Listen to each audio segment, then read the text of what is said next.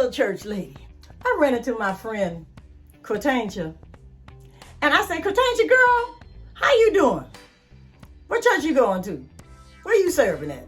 She said, girl, I don't go to church no more. I go like, why not?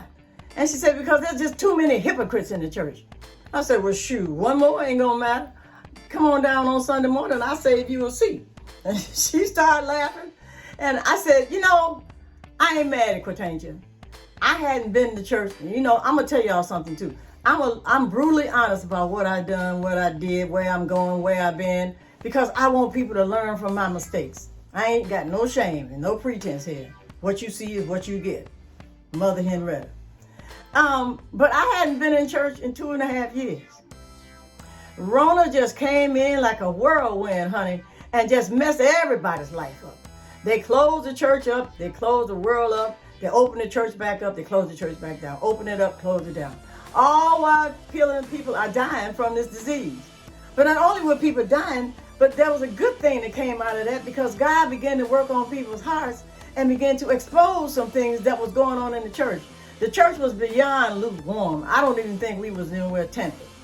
The church was just a mess because there was too much going on in the church that should not have been going on. And God started to clean up his house.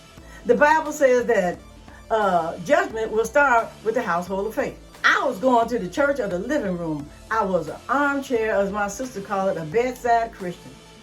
I had a whole service going on right here in my living room. I was the pastor. I preached a sermon. I was the choir director. I was the entire praise team. I was the usher. And I took a collection, y'all, and for tithes and offerings, and gave myself a salary. So I was doing the whole thing, right? And so God told me, it's time for you to find a church. So I started looking for a church. And trust me, I'm a picky eater. If I told you the things that I don't eat, you're going to say, well, how do you even stay alive? I've been picky all my life. But I was a picky church person too. And I didn't know that. And I started going, oh, I don't like that singing. Oh, I don't like that. I don't like that. No, I like the pastor, but I don't like them songs they just sing. I like 2 of the songs, didn't like 3 of them. Oh, it's hot in here. Oh, it's cold in here. Oh my goodness, look at that carpet. Look at those drapes. And God said, you too picky. Go find somebody's church and sit down. I was like, oh, God said I was picky. So I went up in the church, this last church that I went into. The lady said to me, how do you like the service? Do you like that? I said, oh yeah, this is really nice here. And you think you'll be back? I said, yeah, I'm coming back. Well, God said, don't even say you're going to pray about it, because you need to go somewhere and you need to sit down. So don't even start praying and asking me, should you go this, that, and the other. You need to sit down. So guess what, y'all? I sat down. I'm in a church. And I kept saying when I walked in there, I said, well, the church opened back up real good and I feel good about it. I'm a senior citizen, y'all. So I did have my concerns about going up in the church, praising the Lord, and come out with some kind of disease. But I said to myself, I'm boosted. I had about 14 of them booster shots, and I'm taking the booster pills, and I got the booster patches and the booster wipes, and I got the mask, I got the glove. I should be good to go, right? And I was. So I'm in church now.